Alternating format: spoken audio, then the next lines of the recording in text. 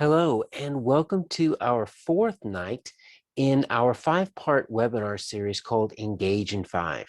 We're looking at the 5 facets of student motivation and how we can better use those leverage points to help our students engage more and have higher achievement. So what are the 5 facets of student motivation? Well, in short, we're going to use the CRAVE model to keep track of these 5 lever points: competence, relationships, autonomy, value, and emotions. The last 3 sessions, we've looked at competence, relationships, and autonomy. So you can find the recordings of those webinars on my site, aarondaffern.com/engage. But in general, what we're looking at is how can we better engage students? Student engagement is really a 2-part process. One part here is what we do as educators. That's our instructional techniques, that's the groupings that we use, the instructional materials, our pedagogy, just the presence we have in the classroom. But then there's the other half, that hidden variable of what are the students bringing to it? We can do all of this over here, but what do the students have? What part do they have in regards to student engagement? And putting those two together, we realize that the hidden variable is not so much what we do alone, it's what we do plus what motivates students. And that's what this webinar series is looking at. What actually motivates students to learn? What does the research say? And in case you're wondering, this is coming from 2 books that I've written on student engagement. The first is called Solving Student Engagement. The other is called Don't Quit Your Day Job. But they're both geared towards looking at these 5 facets of motivation and really the implications for your classroom. There is going to be some handout, and on the very last page of the handout, you'll find all kinds of links as to how to find these books and other resources. So tonight, we're going to dig into the 4th of the 5 facets, value. What does that mean when students are motivated by value? Well, let's look at some fast facts from research. Research says that perceived task value increases engagement. Now, this is from social cognitive research, from many different theories and many different research studies. But this makes sense. This is something that really does make sense to us as educators. When we give students a task that they perceive to have value, not necessarily us, it's going to increase their engagement because it's relevant to them. If you ever have students that are asking, is this going to be on the test, or is this going to be for a grade, they're really trying to figure out what's the value, what's in this for me. Some students might find something valuable simply because it's interesting, or it lines up with something that they really perceive to be important for them, whether it's like maybe achieving a long-term goal, getting a scholarship, getting that A. But if we want students to be engaged, one of the main leverage points we have is to make sure that the tasks that they're doing are valuable to them. So if we can see the inherent value of learning spelling patterns or of learning the standard algorithm for 2-digit by 2-digit multiplication, do they see the value? And if we can just take a little bit of time of trying to hook them, trying to explain the value, trying to pitch it in a way that they can see it, they're going to be more engaged. Because if it's worth doing, then they're going to put more effort into it. Now, there's 2 main goal orientations that researchers have kind of split up here. There's a mastery goal orientation that's really learning for its own sake. So when students want to learn simply because they're learners, they just enjoy learning, they enjoy figuring out new things, they enjoy solving puzzles, solving mysteries, just accumulating knowledge, that benefits learning tasks. So what that means is when students are learning for just because they want to learn, they have more stamina, they have more persistence, and they use deeper strategies. They're not just using surface level rote memorization, drill and kill, but they're really looking for the deep patterns, and they're really trying to figure out how does this relate to other things, and they're doing all of that mental heavy lifting. Now, the other type of goal orientation is performance goal orientation. And you see they kind of split it between performance approach and performance avoidance. If you can't get mastery goal orientation, that's the best. Performance approach means they're trying to perform to reach a certain goal. And I mentioned some of them: get a grade, pass the test, graduate high school, get a scholarship. It relates positively to engagement and achievement most of the time. It's typically when students are, they have their mastery, they have a performance approach goal for their classroom. And so they're just doing it just to get a grade. They'll do okay for most of the time. But if it gets really difficult, the persistence sometimes drops off. Now, one thing that really hurts students if they have a performance avoidance goal orientation, that means they're just doing enough to not look dumb. So there's a big difference between learning for learning's sake, learning because you need to get a good grade or you want to keep your parents happy, or learning because you don't want to look silly in front of your peers, or learning because you don't want to feel shame. It's that last one, that performance avoidance. If you have students that deep down, that's really why they're doing what they're doing, well, you're going to notice they're not going to be very motivated. And it's going to be like pulling teeth to get them to do anything. So that's something to keep in mind. Why are kids doing what they need to do? Is it out of compliance? Is it because they want to keep you happy? Those are more of a performance approach type goal orientation. But sometimes that might even slip into performance avoidance. And what that really does, that impacts their engagement negatively. And they're really not going to achieve very highly. So we really want to push them towards the mastery goal orientation.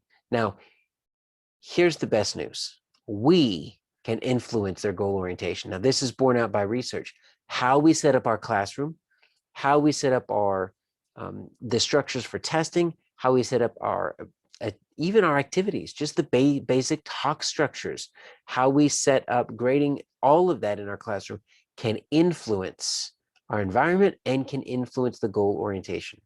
So you might not like that goal orientation that your students walk in with, but you have the ability to set things up in your classroom so that they are starting to learn for learning's sake and not learning because it's for grade, not learning because it's on the test, not learning because they have to graduate high school, but they're learning because they want to learn. So what are some things that we can do?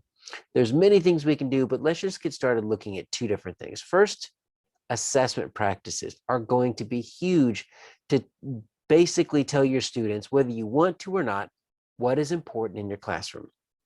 So if you use formative assessments, so these are non-graded checkpoints, those support mastery goal orientation, because what you're doing is you're dipping in a little bit, you're letting them get a quick dip into a quick milestone of where are they in the learning continuum, have they met their goal?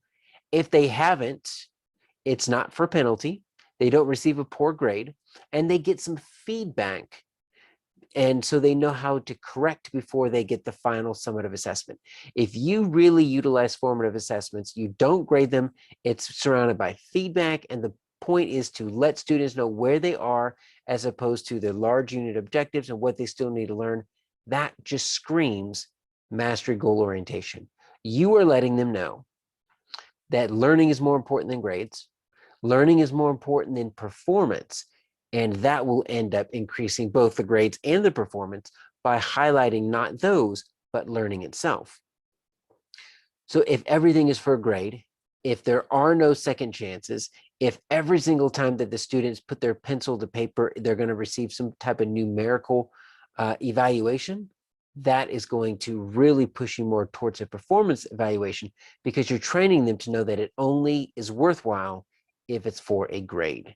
So one way to break that habit is to use more formative assessments and let them know, no, it's not for a grade, but it doesn't have to be for grade. It's because it's important and because it's learning. That's why we're doing it. Secondly, these private evaluations. I know there are very, very many classrooms, especially in the secondary schools, high school especially. What they really want to do is they like putting the top 10, right? They like putting, here's the grades. Let's just slap all the grades on the back wall to try to motivate students to compete. That is a public evaluation that produces shame and that lets students know the number one thing in your classroom is not learning, it is not mastering the content, it is performing for the grade.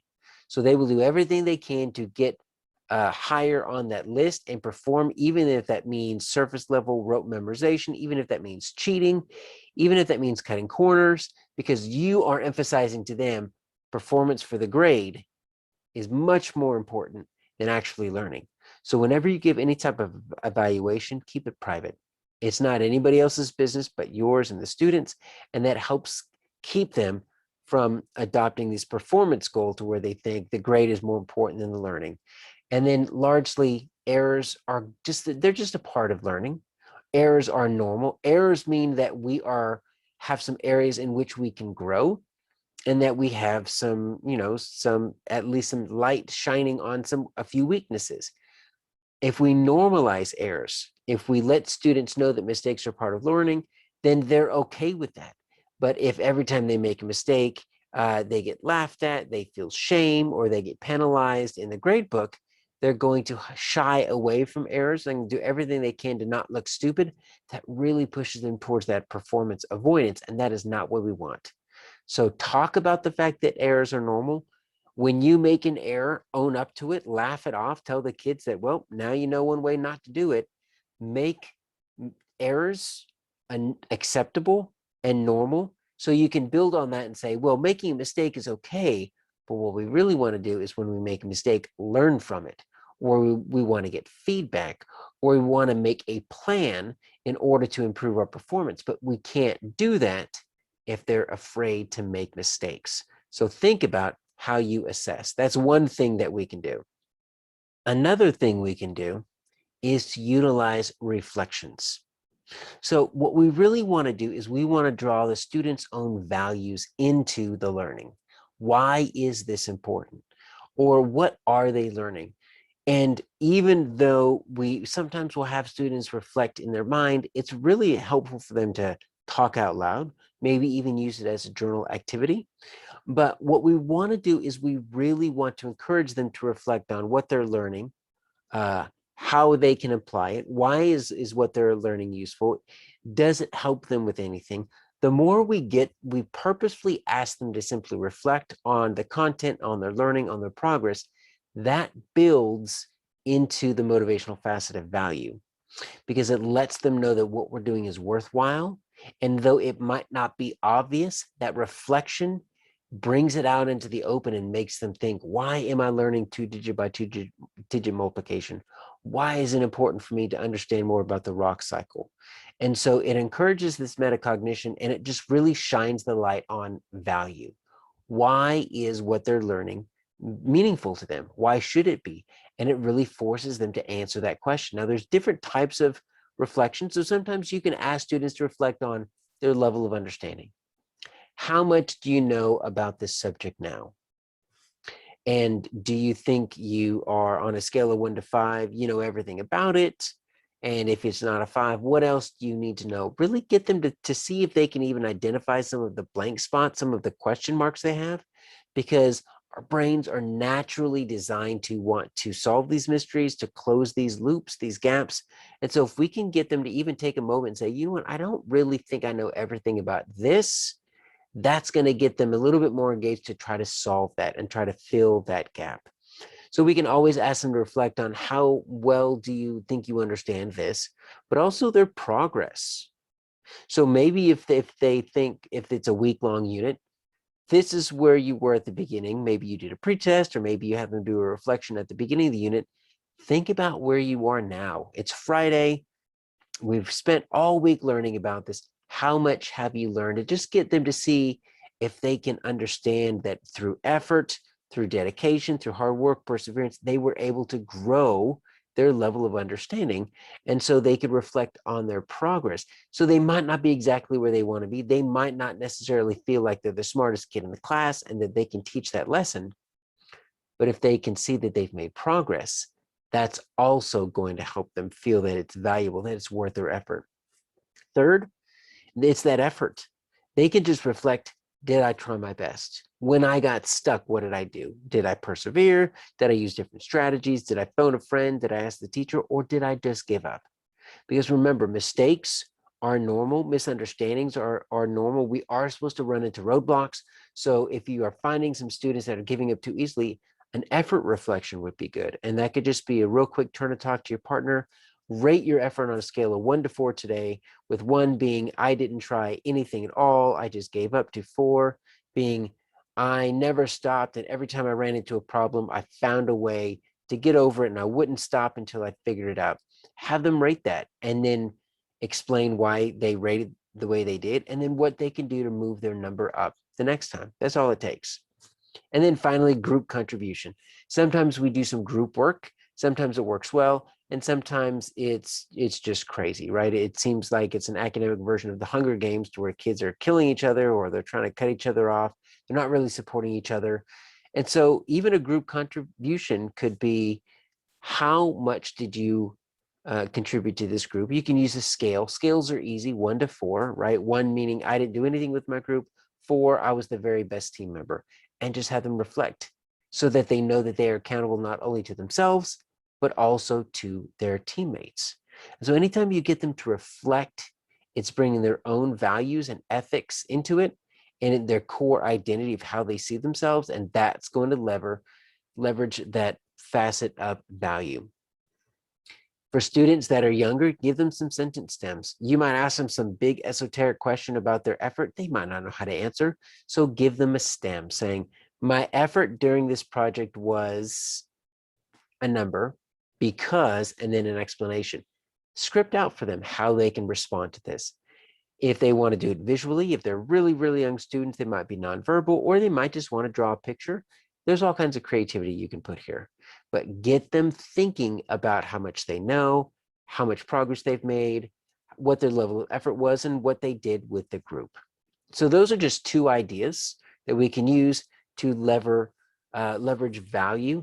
Remember that value is in the eye of the beholder. That means it doesn't matter if you think the content is valuable. It matters if the students think the content is valuable. So 2 ways that we talked about this evening for increasing the facet of value. 1, we just talked about all of those reflections that really gets them to stop and think purposefully about the value of that. But also, there's kind of a sideways way to bring in more value, and that's the assessment practices. The more you focus on learning for its own sake, and you kind of devalue the grades and the numbers and the performance, you're letting them know that learning is more important than actual performance, because learning leads to performance, whereas focusing just on performance can sometimes get some very shallow levels of understanding. And so that brings that mastery goal orientation. So if we can do that, you're going to find your students much more engaged, much more willing to take risks. And when things don't go right, they're going to be able to persevere and push through. So I have a full 12-hour CPE course on that website you see at the bottom, aarondaffern.thinkific.com.